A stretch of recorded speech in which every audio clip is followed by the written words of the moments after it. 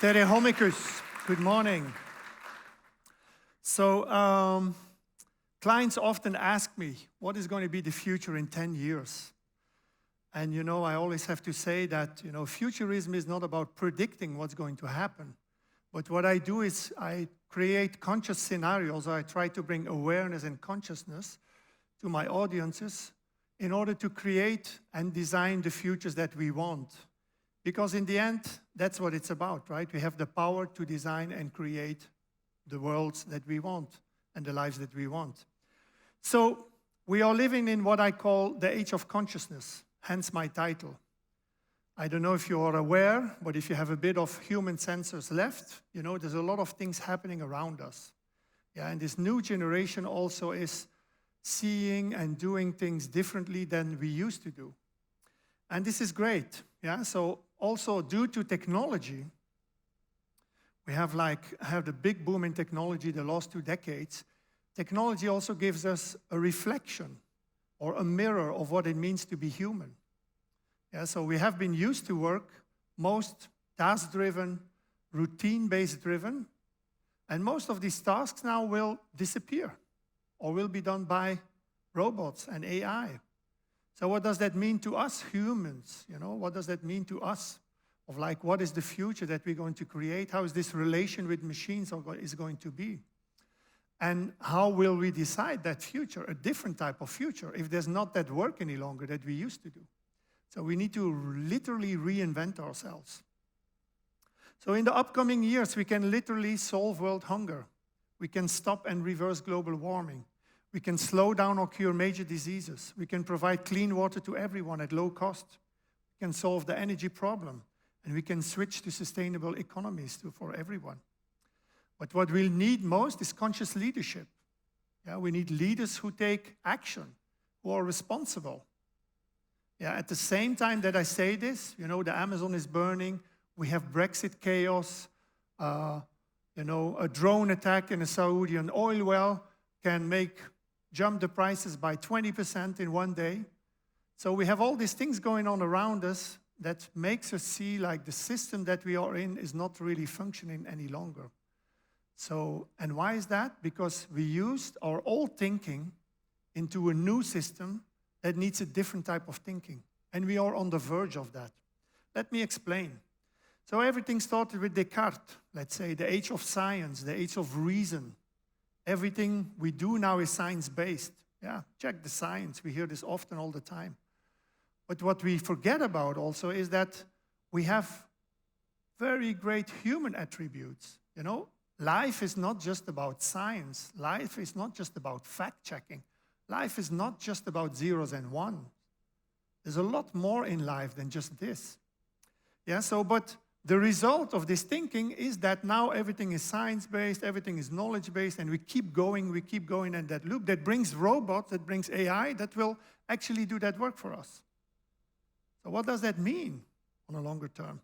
If you go from the first industrial revolution to the second industrial revolution, the third industrial revolution with information society, we are now in what we call the fourth industrial revolution, where we have a combination of IoT, Internet of Things, AI, robotics, things like blockchain, which create this type of warehouses. This is a retail store, and this is not the future. This is now in the UK. Yeah, so this is literally a plant in Andover in UK that is taking 65,000 orders a week. And there's hardly any human involved. Yeah? And I think this is great because most of that work we don't like to do anyway.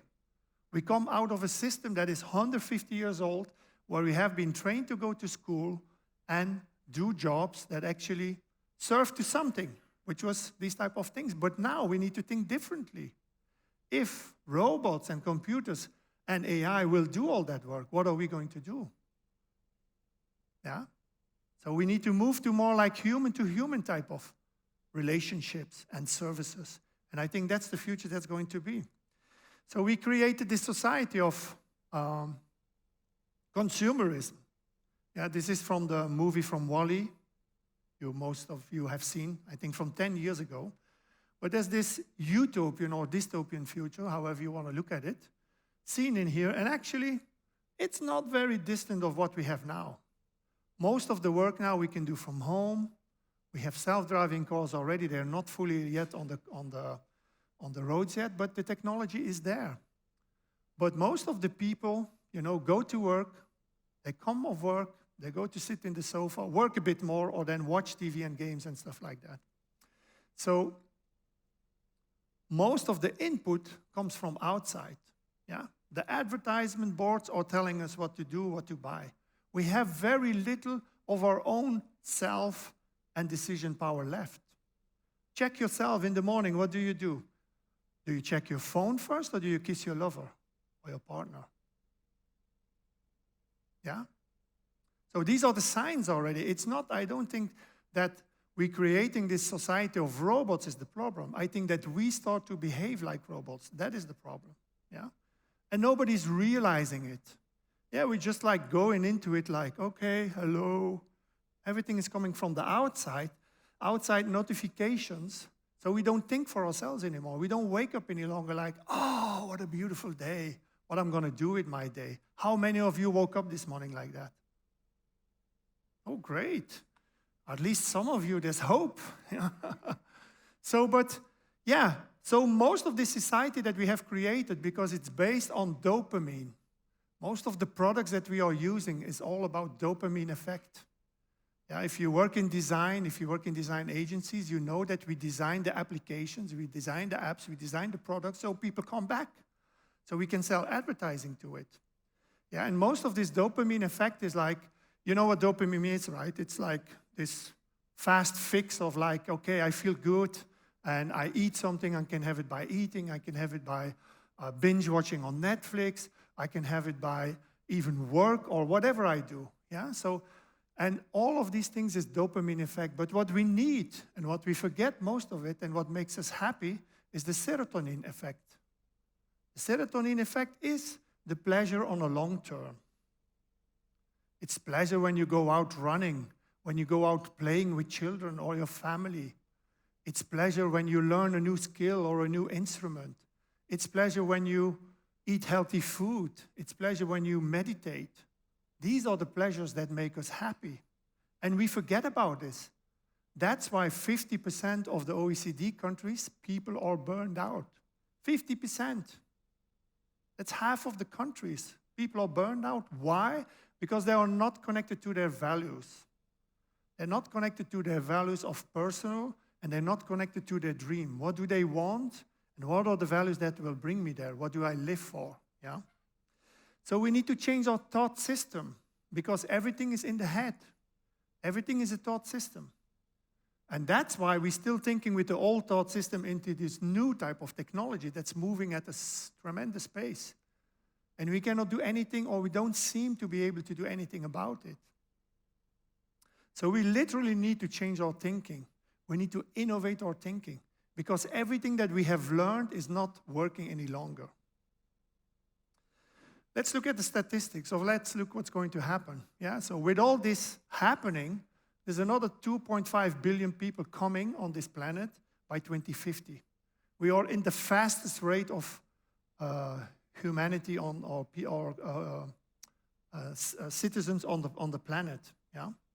And most of these people are going to live in cities. Most of these people want the same as we have. They want the fridge, they want TV, they want the car. So if we think now about climate change, that as we need to limit things, there's going to be more people who want more of that. So how are we going to do all that? Yeah? If you look at also our lifestyle, sitting at a computer, working at the computer, obesity rates are exploding everywhere. In US, 1 out of 2 adults, 1 in 3 children are obese. Think about that, yeah?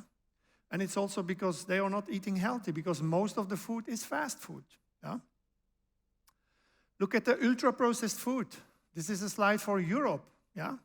In the UK, it's already more than 50% of what families buy is ultra-processed. So we don't buy fresh food any longer. We just buy everything plastic. We just buy everything made already, yeah? So, and what does that do to our health? Yeah, then we struggle with our health systems that don't have enough money to get covered what needs to be done. What about children? children on average see 40,000 ads per year, sorry. 40,000. Think about that. And most of them are all about fast food, all these sugary drinks, sugary things we don't really need, yeah? And so we hook them up like that. And then we ask them later when they become teenagers, they become like intolerable, yeah? But think about the system that we are in. Think about, the holistic view of what it is. Luckily, I'm very positive, saying all these negative things maybe, but we have the new generation who is thinking entirely different, yeah? This looks like a great meat burger, but it's actually a lab-processed burger, yeah? Based on fake meat or soya protein, or there's 2 ways to do that. You can also now create meat out of cells, yeah? And they have now Impossible Foods, for example, a deal already with Burger King and in Sainsbury's and great retail stores in the UK. So this is moving. In the UK, 22 million people are estimated to be vegan or vegetarian. So the whole new generation is thinking differently. And why is that? It's not because they don't want to eat meat any longer, not to kill the animals, but because of the climate change. Yeah, because meat production and grazing all the cattle is one of the biggest polluters. Yeah? So we need to change our habits. We need to change our ways.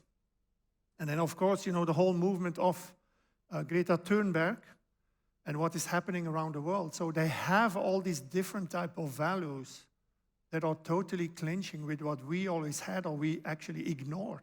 Yeah? By the way, she sailed to New York, as most of you know, but nobody in the American news media reported that.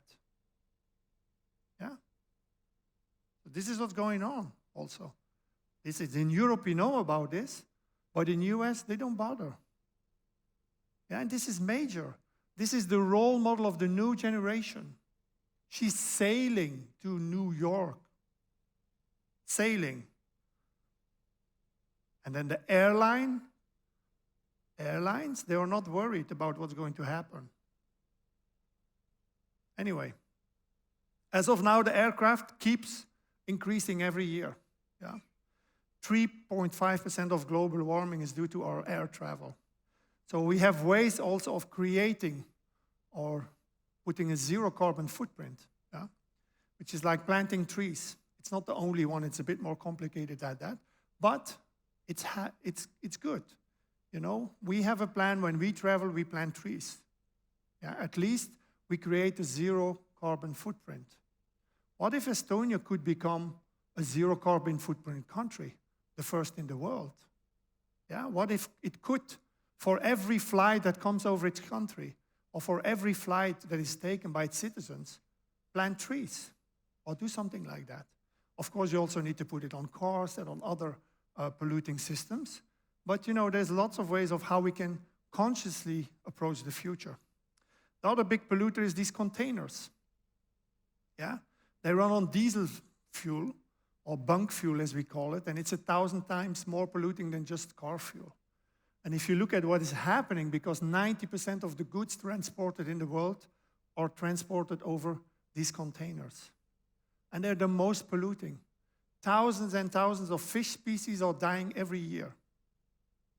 Yeah? We don't see this in the news, but this is happening. Our oceans, our waters, everything is so polluted, you have no idea. We talk about the air, yeah, for climate change, but this is what is really going on. So we need new ways. We have already a couple of examples. This is in Norway, where the first self-driving solar power chip will take sale in 2020. But these are just little examples. We need massive implementation. We need radical change for this. If not, we're not going to make it. Talk about our rivers. How many of you have heard about microplastics? Okay, good. Because microplastics is now known as one of the most polluting, yeah, because the plastics erodes in the water and with the sun and becomes these tiny little things of like minus 5 millimeter, and they go into our systems. Like here we do, yeah. The fish eat them and then we eat the fish. But not just the fish, it's also transported in the air. They have found microplastics in the snow in the Alps on 4,000 meter high, coming from Paris. Yeah? It's estimated now that on a weekly level, we take a credit card of microplastics in here, yeah, every human, just 250 grams a year or something. So the research is very new on that. We don't really know what it does to our body, but we know it's not a good thing. So again, we need the new generation to come up with new ideas and clean the mess up that we have left behind for all these years. Yeah, so many of you know this project, the Ocean Cleanup, invented by a 16-year-old. We need children, yeah, to tell us how we need to stop doing things and do it differently. So the Ocean Cleanup is literally this big circle, net actually of 600 meters that captures plastic, which are actually swirling in the oceans in big, big, big swirls, they call it. Some have the size of the country size of France. So huge is the plastic that is swirling there. And they're going to clean them up bit by bit. Yeah, they estimate they can clean up everything by 2050. So we need to switch also to different ways of plastic use. Bioplastics, yeah.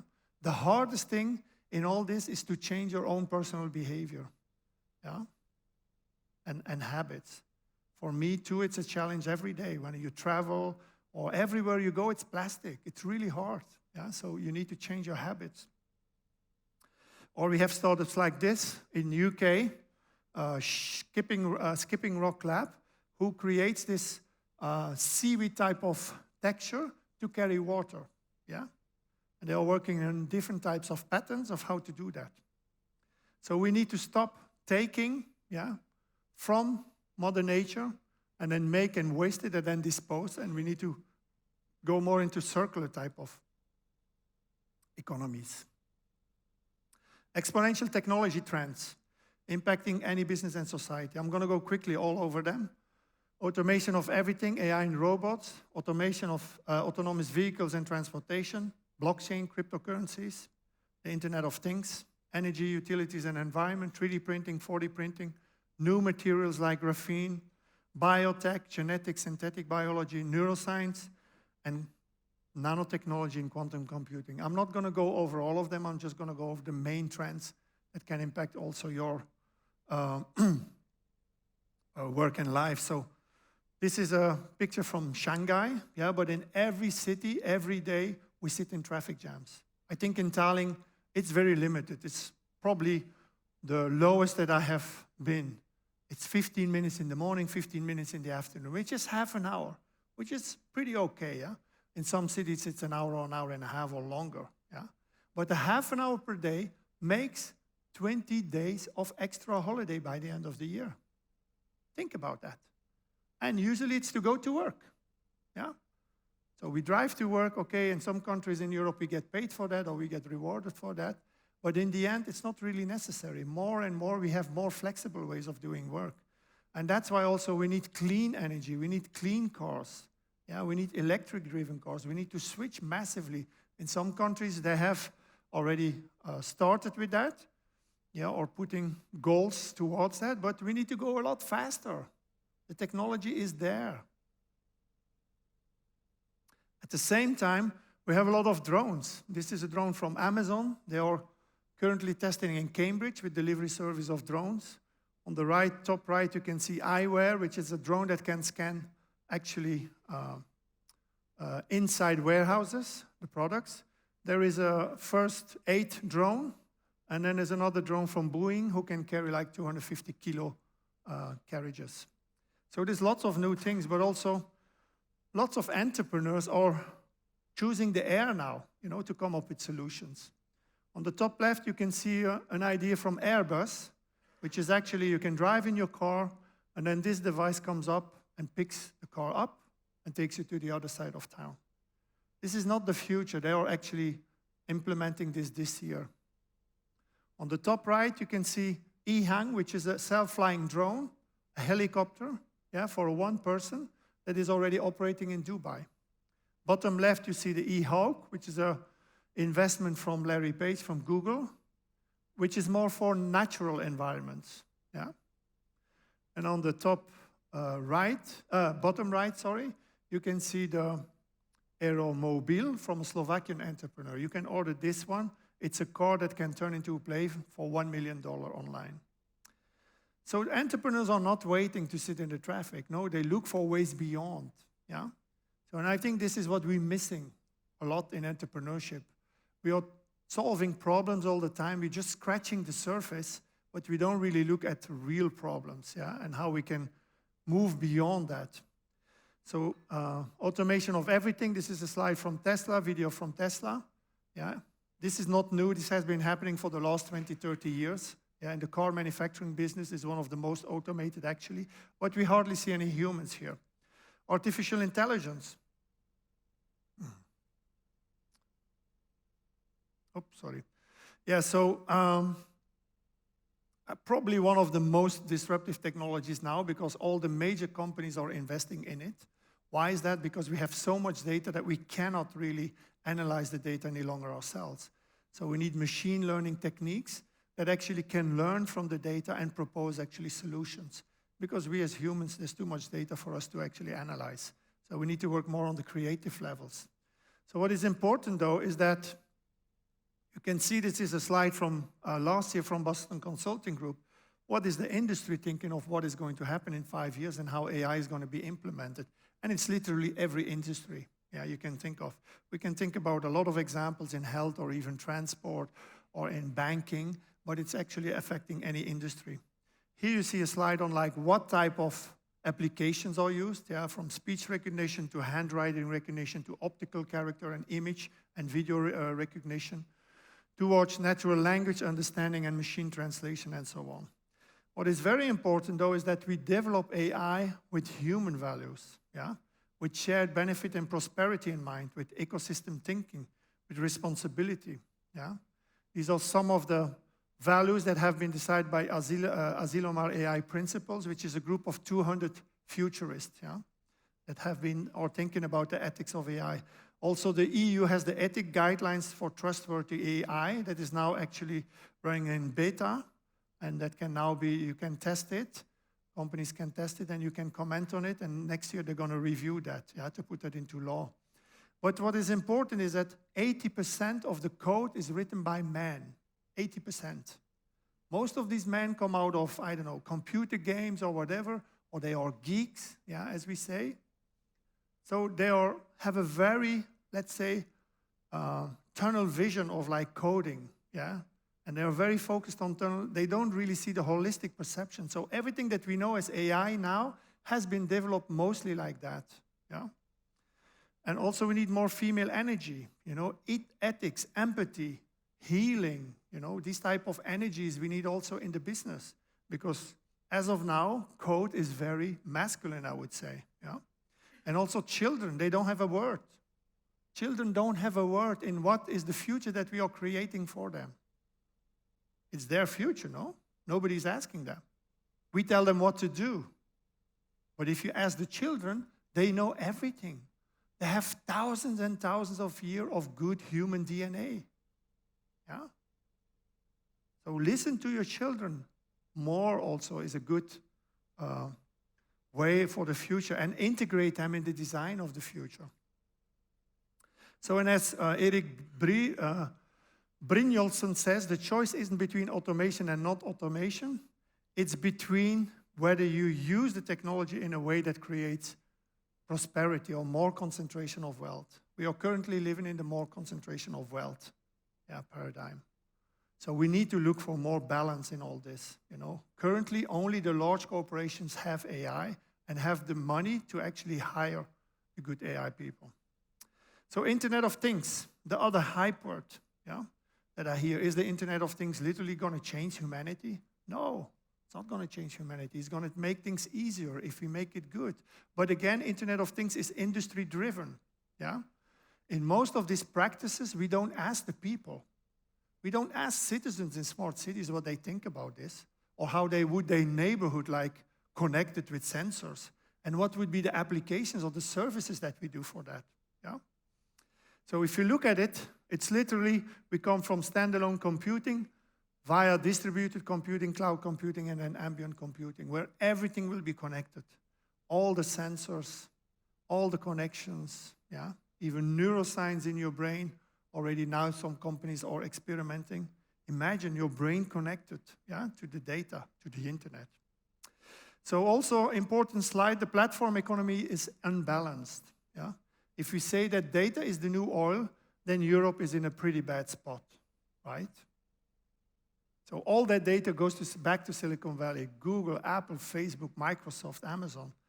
And then we have Asia with Alibaba and Tencent and a couple of these companies. But in Europe, we have very little data. So it's important also that we, as people, as citizens, yeah, as countries, that we keep our data, that we are decisive what we do with our own data. Yeah? It's great to use all these services like Facebook and LinkedIn, but then what happens with our data? They are selling it. Yeah? So we need a new type of system. I come to that later. Also, now we can sense everything. We can literally measure everything with sensors, which is great. We can sense water quality. We can sense the air quality. And that is great because then we can measure the mess that we created for ourselves. Yeah? And we can find solutions also. So even buildings, yeah? Buildings get more and more connected. We have now intelligence buildings. This is the Edge in Amsterdam, just a couple of years old, got the award for the most innovative and most eco-friendly building. They recuperate wastewater to reuse it for their toilet systems. It's solar powered. You know, everything is connected. As soon as you arrive with your car, the building knows already that you're there. You have your agenda. You can choose which type of meeting rooms you want, who to meet and where. You can even change climate, or you can change the room temperature and the lighting in the building or in your rooms. So we need more of these buildings also, and we will see more of that. And especially for cities, we need to think about the consciousness of a city. We all the time talk about smart city, but the city is not smart. Yeah? We become smart when we can integrate the people and the citizens in the decisions. Yeah? How you design your neighborhood. How can you think about how do you want your city to be designed? Yeah? And integrate everything. We need more greener cities. I lived 2 years in Istanbul. There is hardly any green left. In most big cities, there's hardly any green left. Children cannot play outside. So then we put them in an environment with screens, you know. Nature is free, and nature is always healing. We need to keep the nature close to us, especially in the society that we are going, or bring the nature back to the cities. We need to put the central places back to community areas where people can meet and discuss ideas. Now everybody's sitting in their own rooms. Yeah? We think we are connected through the internet and social media, but the real interaction happens real life. Yeah? We have been breaking down the community feeling. We have been breaking down the community power. The community power is in the interaction with others. If you see the young generation, they come on the streets, and that's where it's happening. That's where they exchange ideas. Why is that? Because we mimic. We connect with our genes to each other. Yeah? It's not just a screen. We think we connect. Yeah, but that's just an opinion that we share with others. Opinions are worth nothing. Why? Because it's not your opinion. It's an opinion that you have learned from somewhere, from your parents, from your DNA, from your family, principles, at school, at work. You know? Real dialogue happens in interaction with others. And there's also methods for that. We use a method called Socratic dialogue, which is actually based on the art of listening. Before you can talk, you need to be able to repeat what the person before you said. Most people fail at that immediately. Why? Because nobody's listening any longer. We think we listen, but we listen to the thoughts in our head. So then when we do that in an interaction, there's a moderator actually guiding that, then real interaction happens, then real collective intelligence is happening.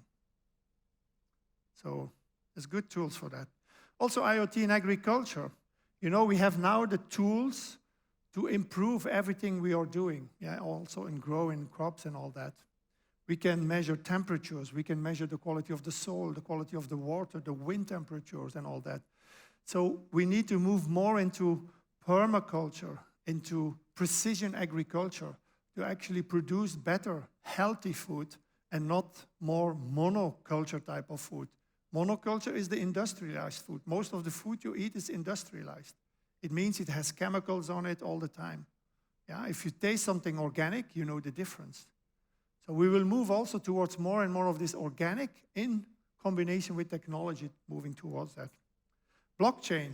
You guys are very good with that because you invested already a lot in blockchain. So I'm not going to tell you how to use it or what, but to me it's already about the next level of blockchain. Yeah? Because we say blockchain is decentralized, but is it really decentralized? It's distributed, but not really decentralized. Because most of the miners have been bought already by, investors again, so they control the miners again. So we think we are decentralized and free and open, but it's not really. So the next level is about where you can really, as a person, own your own data. And I think that's the next level also for you guys probably, because it's about the citizens' data. As of now, the corporations have all the power. As a citizens, we are nowhere. Yeah? So there are companies already. Here's an example how it can work in health. Now all the companies around that person have the data, except the person doesn't have the data. So in a new system, the person can have the data, and he can exchange it with the person, the doctor, pharmacy, clinic, hospital, government agency, whenever they need it. Yeah, and there can be an exchange, which is a conscious exchange. Now it's the other way around. Another example is like ripe.io, which is the blockchain for food, where you can check everything that comes in your plate. You can check everything, the distribution level, zero carbon footprint from the trucks that drove the food around, what chemicals, the quality of the soil, everything you can know. So we need to bring back the power to the citizens. Yeah? Here is an example of a startup called Threefold. It's a Belgian entrepreneur, and he's literally building a new internet. Because he realizes already that, the old system, centralized as we know it, doesn't work any longer because the big corporations own everything. We have nothing to say. On the right, we have distributed shared blockchain, yeah?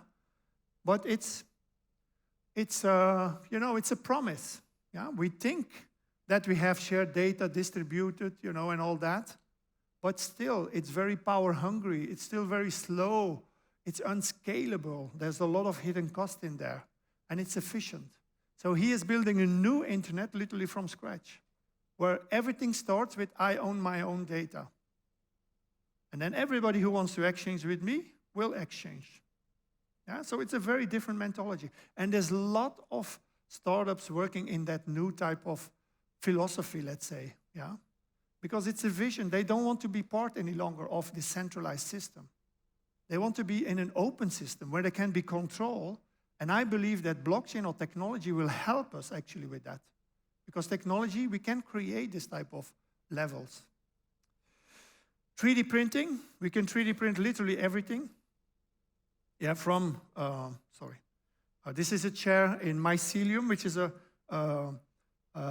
fabric of mushrooms actually, and then hardened, yeah. This is a designer in Holland. We can 3D print houses. This is a design from an AI, yeah, 3D printed. He created the artwork, or she. We can 3D print steel now in construction. We will see a lot more renaissance and new type of buildings, new type of forms that we can manage now with this type of 3D printing manufacturing. We can 3D print skin, and we can 3D print organs, like regenerative type of medicine. I'm not going to go too deep into that. So we have biotech, nanotech, neuroscience, and quantum computing. In genomics, we can re-edit the human genome. Yeah? So this is probably the next biggest disruption that's going to come. That data or biology becomes data. Yeah? Our body becomes data. Yeah? We can analyze everything through our body.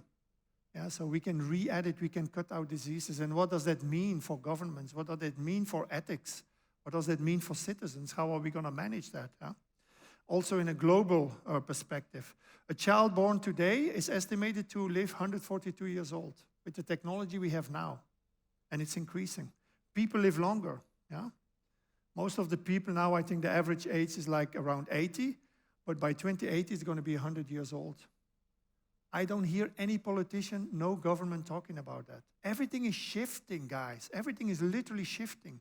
So we're going to have a lot more people living older and in good shape. I'm 58. My dad went on pre-pension at age 55. I still see myself working 20 years or longer, because I love what I do. And so, but how are we going to adapt our systems to that?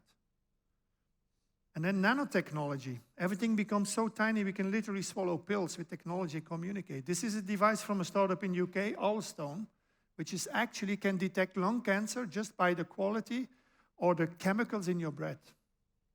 And we have lots of these devices. So in health, the next 10 years you're going to see a lot of revolutions through technology. Same in neuroscience. We can connect neuroscience already to data. Yeah, Elon Musk and some others are working on that now. But also we know a lot more about how we think, how we operate as human beings, and we can learn a lot from that.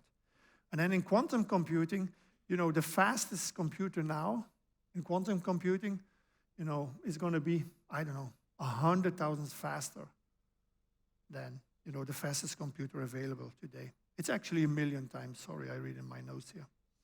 So this is what Google is working on, and this is in the labs, but they're going to come to market in 3 to 5 years. So everything, if you think it's going fast, it's going to go a lot faster.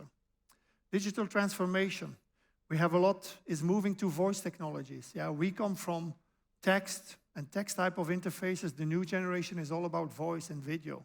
Yeah, so we're literally changing the interfaces. We're changing also the interface of... If you also activate the camera, I'll also be able to see your facial expressions. Thank you for granting access to your camera. I see you are interested in AutoCAD, including specialized toolsets. Are you a current user of AutoCAD? Yes, I am. Thank you for being an Autodesk customer. So as you can see, the interface becomes more and more like real. Yeah. So we will see a lot of this new type of interfaces coming to us. We have already Chinese news readers. We have fake Mark Zuckerbergs going on the internet. So we will see a lot of these fake type of people. And it's going to be hard to detect whether they're real or not. Also in voice, the voice quality is now so good that you won't even detect any longer whether it's a robot speaking to you or a human being. And in augmented virtual mixed reality, also there's a lot of progress, yeah, and everything becomes so good. This is a short video from Microsoft HoloLens, where you can see, especially in education and science, how we can use this type of technologies, but also in design, yeah. Ford is using it to design its new car. Walt Disney is using it to design its new theme park, and so on. And then image and face recognition, which you know from your phone already, but can also be used in a wrong way. Yeah, in China, they're checking everything on you. Yeah, we have this citizen-controlled label where everything you do is connected. All your operations, everything you buy is connected. And if you don't behave well, then you become a bad citizen. So it can also be used in very bad ways, technology. So we have to be aware of what's going on. So the good thing is that if you look at all the technologies here, from the basic ones, internet, social, mobile, cloud, big data, towards all the new ones that I have been telling about, and then all the different scenarios and all the different sectors, you can see if you start combining different technologies and different ways, you will see a lot of new opportunity. But also you need to know all the different types of effects on society, What are we going to do with 4 or 5 generations on the work floor? The falling middle class, in Western OECD countries, middle class has been stagnating or going down for 2-3 decades now. So there's no prosperity any longer to create a middle class. What about older technological unemployment? What are we going to do with that? Yeah? So what's going to happen? So from celebrating disruption to facilitating construction, we have seen a lot of, disruption was the key word of everything. Now it's the opposite, yeah, because we've seen the failures from Airbnb, Facebook, Uber with the gig economy and all that. Now we are going back to leveling up. We need to work together, actually, to make things happen. And then on an education level, the saddest aspect of life right now is that science is gathering knowledge faster than society gathers wisdom. Yeah. Take a moment to let that sink in.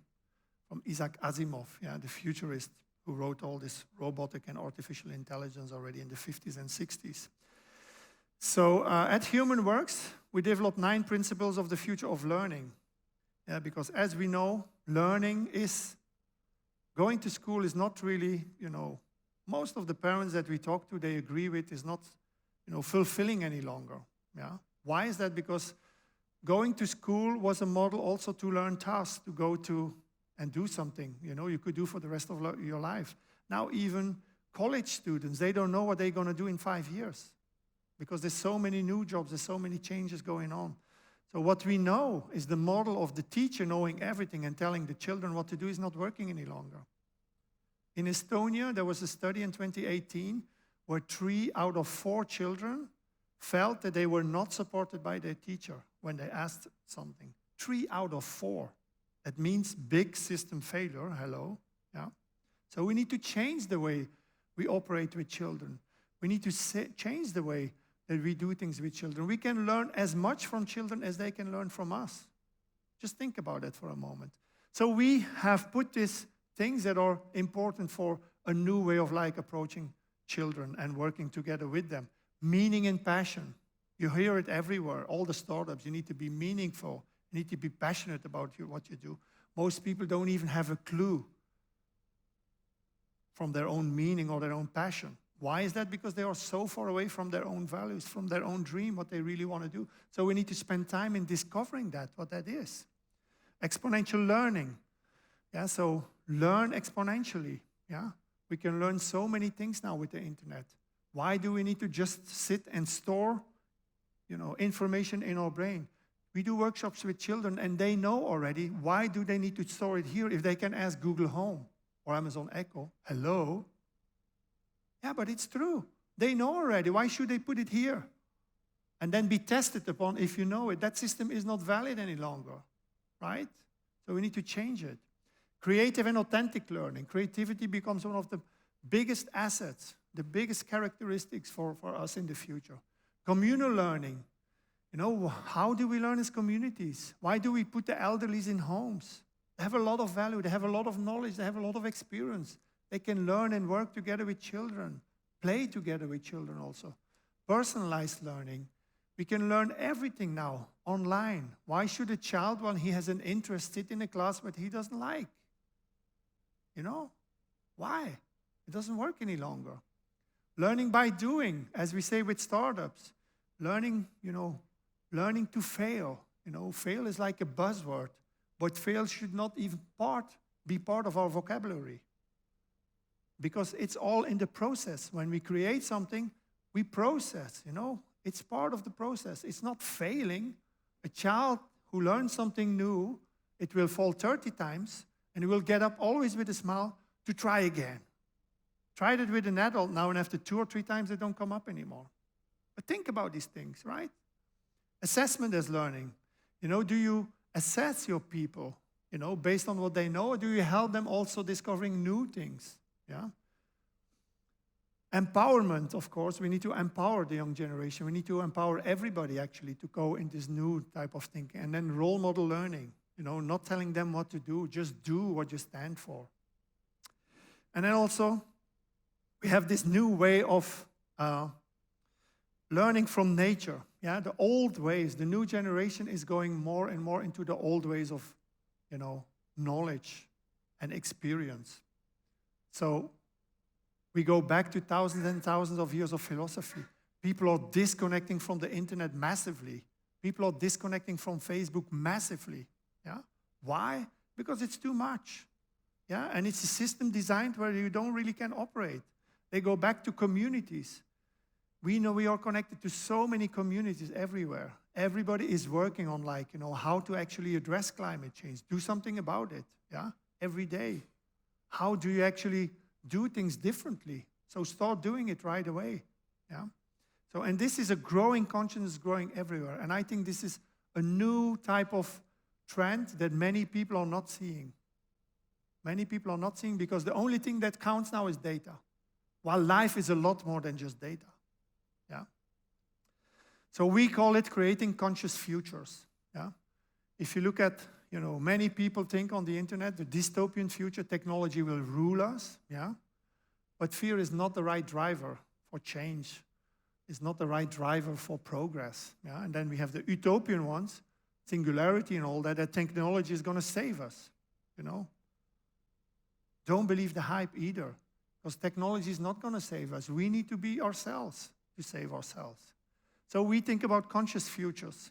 So we use new methodologies, new tools actually to make that happen. I'll explain quickly. And we are not the only ones saying this, because this is from a couple of weeks ago. Leading US bosses dropped shareholders' first principle of like, we need to make profit. You know, Milton Friedman in the 60s, he said, you know, the social benefit of a company is to make profit. So now actually 180 companies are not the smallest one. Amazon is in there, Apple is in there, all the big banks are in there. They say actually they want to contribute better to society. They want to contribute better to the happiness of their employees. Yeah, so we are moving from a profit first to a different type of more meaningful and purpose-driven economy. Future of talent. I'm going to go really quickly because I see my time is going over. So we have maker economy, on-demand, circular economy, experience economy, gig economy. These are all the economies that are growing very fast every year. The rate of automation goes faster than everybody says. Yeah? By 2025, 52% of work will be automated. Yeah? In the job landscape, emerging and declining. On the left, you can see all the emerging jobs. This is from the Future of Jobs report from the World Economic Forum. And you can see the declining ones. Yeah? Mostly are in technology. They say 130 million new jobs will be created, 75 will be declining. I think it's the reverse, to be honest. But the interesting point is here on the skills outlook, growing and declining. Yeah? On the left, you can see the ones that are actually really human characteristics. Yeah? If you look at active learning, learning strategies, creativity, originality, initiative, critical thinking, analysis, leadership, social influence, emotional intelligence, reasoning, problem solving, and ideation. These are the skills that machines cannot do. Yeah? These are also the skills that we should teach our children. Yeah?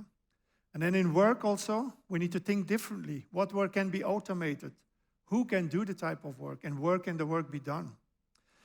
This is a slide from Deloitte, a new vision of work, also where we start more on focusing on creating value, because most of the routine jobs will be done by robots. Fluid rather than predetermined, context-specific rather than standardized, non-routine, increasingly work group-oriented, and then also non-process-based.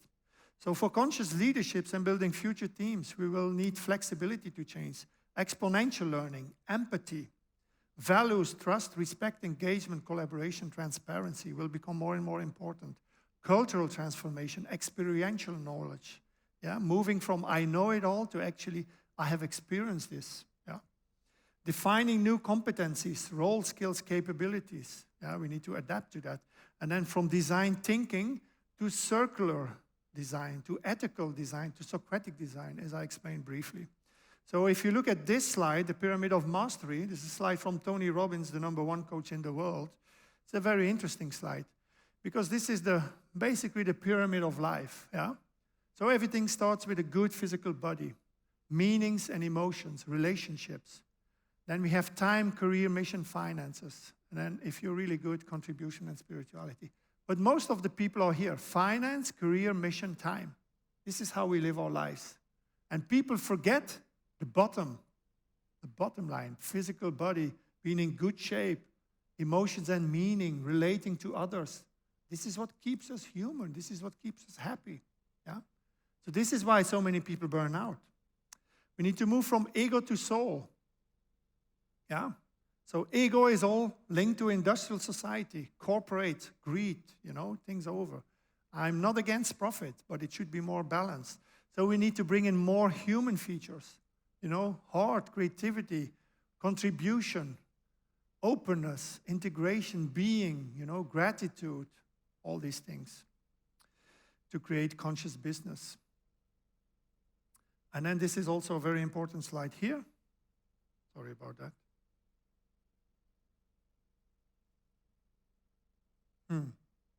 Okay, here we are. Yeah. This is also a slide of like everybody thinks that everything comes from the outside. We are just reacting on outside reactions. Yeah? On our environment is changing, so we change, we adapt. So we use learning, designing, creating, producing, operating, growing, to change that behavior and have the capabilities to get there. But the real transformation happens where you change your values and beliefs and your thought system, when you can change your identity and your purpose. That's where the real change happens. This is where we need to focus on in the future. As also Otto Scharmer says from Theory U, it's about sensing, seeing, crystallizing, co-creating, yeah? A more open mind, a more open will, open heart, yeah? Instead of closed minds, closed hearts, yeah? Everything is like scary, blinding, desensing, and so on. And then for future scenarios, if we come from the inventor, for example, to classical business, cooperation, we need to move to the art of social business, yeah? Which is more about, knowledge creation and creating things together. How we do that, we use the conscious business model design, yeah? Which is actually based on the Startup Business Canvas, most of you know. And we bring in the United Sustainability Goals, we bring in futurism, we bring in children, yeah, in our workshops, we're building new economies, all the things that I talked about. And then actually, the things that will come out of this is really future-proof with a good conscious, yeah, and good values.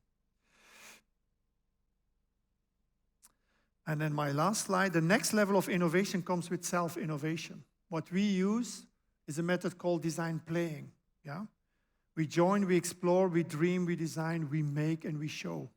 And we do that also with children, because we listen to children. Children are the most creative creators on our planet, because they are not spoiled yet or conditioned yet by school and by certain thinking. They just play. They can just innovate 30 different smart cities in one afternoon, 30 different concepts, yeah? And we do that together with them, yeah? So leading in the age of consciousness is more about personal transformation than digital transformation, yeah? Digital transformation is important, but personal transformation will become more important. Think holistically about your business. Connect the dots, yeah? Focus on values and human capital. Rethink your business model. Build your strategy around platforms. Design with ethical value for customers. Raise your technological acumen. Innovate rapidly and openly. Learn more from your data, retail analytics as we call it, and focus on purpose, people, and then products. Commit to 100% renewable energy. Go 100% zero waste. Think in ecosystems. Why is that? Because, as companies, if you cannot connect to your consumers and the values of your consumers, you will be out of business in a couple of years. Yeah? If you apply these things and you can connect to your consumers or your citizens, yeah, with the same values, then you're in a good game for the future. So let's make sure that we build a future where we use technology, for the benefit of humanity and not the other way around. Thank you very much.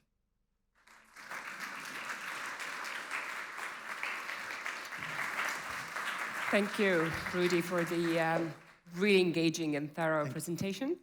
Don't go away just yet. Don't go away just yet. We've got a question for you as well. I just wanted to point out two key takeaways for myself from your presentation.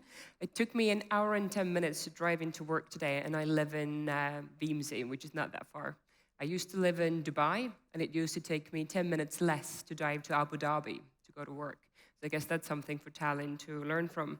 And the news broadcast said that crows in cities have 5% more cholesterol in their blood than crows in the woods. So we are affecting nature so much with everything that we do. And just a quick point about pollution. An Estonian initiative called Clean Up World is taking place in 5 days. So we have done something globally. Last year, 17 million people across the world cleaned up the world. So everybody all over the world can join this initiative in 5 days to try and do their bit for the cleaner environment. And because we're running out of time, I'll just take one of the questions from the workshop. Thank you for posting your questions here, and I'll take the one that's most upvoted. Maybe we can get that on the screen as well. So can you name one hugely popular tech solution that does not do any substantial good for the mankind? I think most technology has very positive attributes, but it's because we invent the opposite way. We just code with what we know, yeah, And we code for a very short-term solution. Nobody's thinking any longer about the long term. Well, the long term involves, our health, our family, our children, yeah? In the 60s, Kennedy used to say, in 10 years, we're going to go to the moon. And they went to the moon. Now I don't hear anyone saying, in 10 years, we're going to do this. Yeah, so I think we have a lack of vision. And then we don't really design with values. Yeah, we should first think about the values. What is the value for ourselves, for our community, and then code. Yeah, but we do it the opposite way. So still in the old system of the ego thinking and greed and all that. So we need to flip that around.